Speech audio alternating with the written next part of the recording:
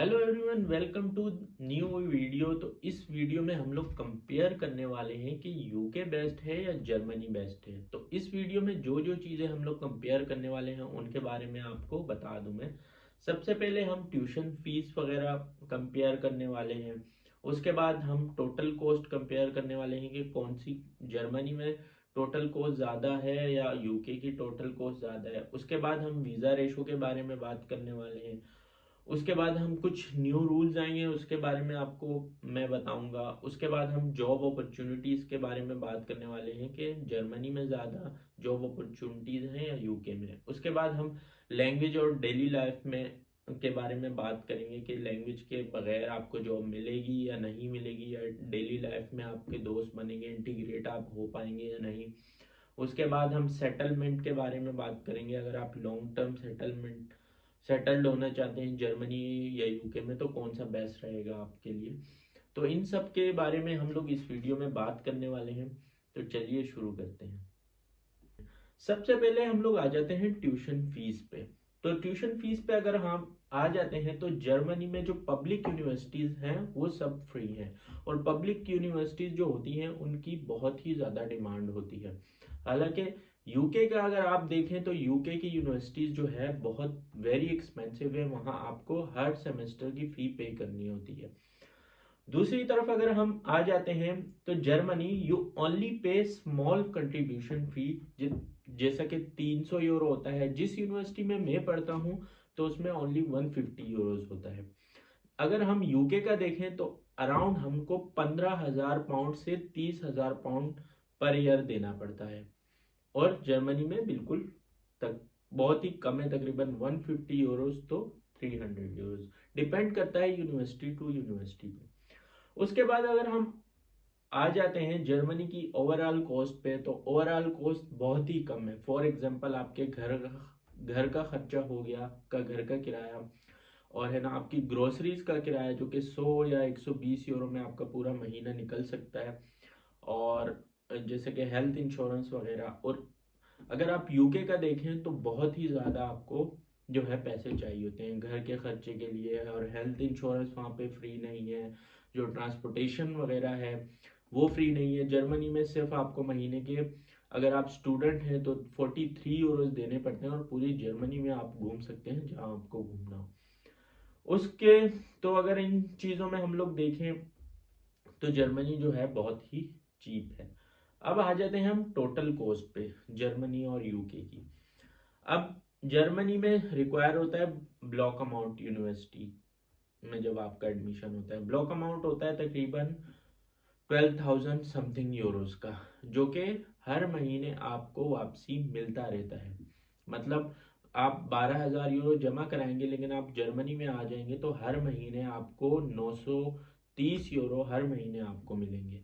और इसी तरह अगर हम यूके का देखें तो आपको हर, अगर या तो आपको 2 सेमेस्टर की इनिशियल फी जमा करानी होती है यूनिवर्सिटी की, या फिर 1 सेमेस्टर की, डिपेंड करता है यूनिवर्सिटी पे अगर आपका एडमिशन हो जाए। और दूसरी तरफ अगर हम जर्मनी का देखें एक और चीज़, तो ब्लॉक अमाउंट मनी जो होती है वो आपकी रहती है, जैसा कि मैं पहले बोल चुका हूँ, और मंथली जो है आपको रिटर्न मिलता रहता है। और अगर हम यूके का देखें तो अगर आपने सेमेस्टर फी जमा करा दी है तो वो आपकी फ़ी चली गई है, आपको वापसी नहीं मिलने वाली।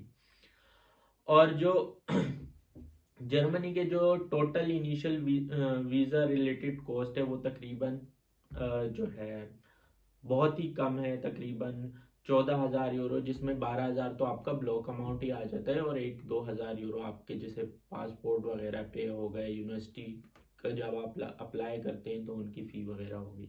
और यूके की जो है total initial visa cost including जो है initial deposit plus bank account जो है बहुत ही ज़्यादा है। तो अब हम आ जाते हैं वीज़ा रेशो पे कि जर्मनी का वीज़ा रेशो अच्छा है या यूके का अच्छा है। अगर हम जर्मनी का देखें तो जर्मनी का high visa success if all documents are correct. Germany का जो है वीज़ा सक्सेस जो है बहुत ही हाई है अगर आपके सारे डॉक्यूमेंट्स सही हों। भले आप जिधर भी रहते हो, अगर आपका एडमिशन हो जाए और डॉक्यूमेंट्स आपके सही हैं तो आपको वीज़ा मिलता ही मिलता है।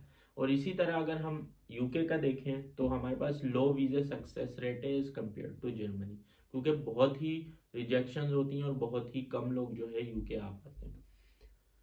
और जर्मनी में जो है रिजेक्शन वगैरह बहुत कम होती हैं। और यूके में अगर आप देखें तो rules for study visa are getting strict every day. रोज़ाना की बेस पे जो रूल्स हैं स्टडी वीज़ा के वो बहुत ही स्ट्रिक्ट होते जा रहे हैं। और अभी एक रिसेंटली न्यूज़ है कि 2006 में जो है यूके गवर्नमेंट जो है न्यू लॉ जो है पास कर रही है, जिसमें स्टडी वीज़ा के जो लोग आए जा रहे हैं यूके में, आपने देखा होगा कि बहुत सारे जो है हमारे इंडियन पाकिस्तानी लोग आ चुके हैं, तो अभी वो स्ट्रिक्ट कर रहे हैं लॉज, बहुत ही कम लोग आ पाएंगे।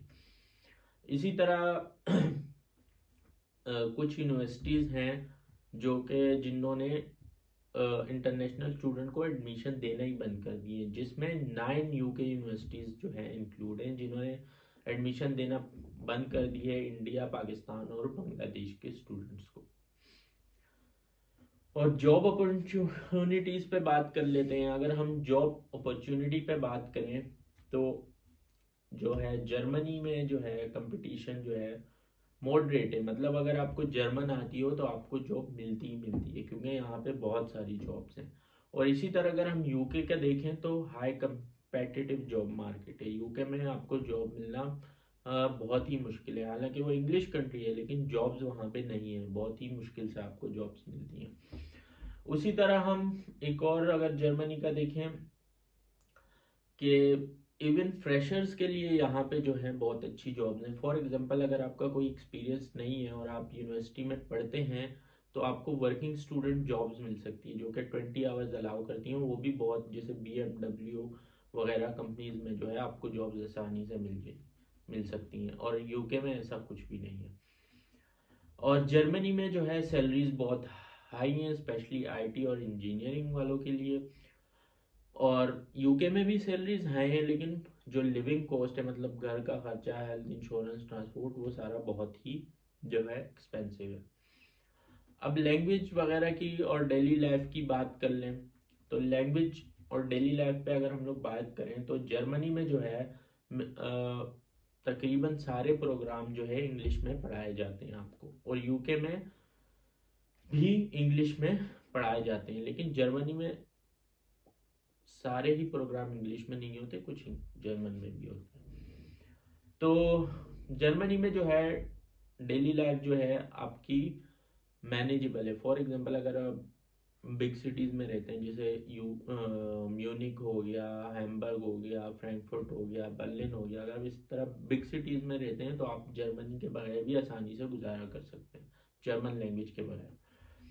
और यूके में फुली इंग्लिश स्पीकिंग इन्वायरमेंट होता है जो कि एक अच्छी बात है। और दूसरा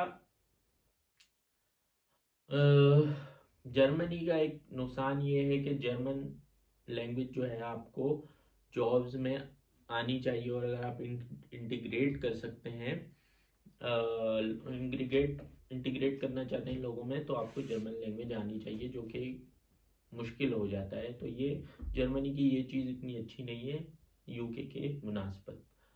उसके बाद सेटलमेंट का, अगर आप लॉन्ग टर्म का आप जो है देखना चाह रहे हैं लॉन्ग टर्म में कौन सी कंट्री बेस्ट है अगर आप रहना चाहते हैं, तो उसमें जर्मनी में जो है आपको 2-3 साल में PR मिल जाती है अगर आपको जॉब मिल गई है, ब्लू कार्ड जॉब मिल गई है।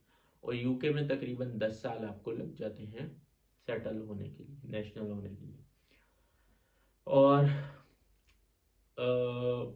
जर्मनी में जो है ये जो प्रोसेस है नेशनल होने का, मतलब आपको परमानेंट होने का, तो बहुत इजी है, लेकिन यूके में बहुत सारे साल लग जाते हैं, 10+ ईयर्स इलेक्शन। और इसी तरह मैंने यहाँ पे कोई न्यूज़ हाईलाइट की है इसकी कि on 12th May 2025 the government announced plans to change immigration rules. The government haven't said that when the rules about British citizenship will change. So if you are eligible for British citizenship and thinking of applying, it's best to apply as soon as possible. मतलब rules और भी strict होने वाले हैं citizenship के लिए UK में। अब ये क्यों हो रहा है? This is because the new rules might mean you will need to show you have been living in the UK for 10 years। आपको ये शो कराना पड़ेगा कि आप यूके में 10 साल तक रहते हैं। सो इन सबको देखने के बाद हमें यही पता लगता है कि जर्मनी जो है वो बहुत ही बेस्ट कंट्री है अगर आप यहाँ पे रहना चाहते हैं, क्योंकि यहाँ पे वर्क लाइफ बैलेंस जो है मैनेजेबल है। मतलब आपका जितना आप कमाते हैं उसमें आसानी से आप किराया दे सकते हैं, हेल्थ इंश्योरेंस फ्री, आपकी जो है ट्रांसपोर्ट कॉस्ट फ्री है, और सिटीजनशिप आप आसानी से ले सकते हैं। जर्मनी में एडमिशन आसानी से हो सकता है आपका यूनिवर्सिटी में, वीज़ा आपको आसानी से मिल सकता है। तो जर्मनी में ये सारी चीज़ें बहुत आसानी से हो सकती हैं बिसाइड यूके। यूके में बस ये है कि वहाँ इंग्लिश लैंग्वेज है जो कि प्लस पॉइंट है।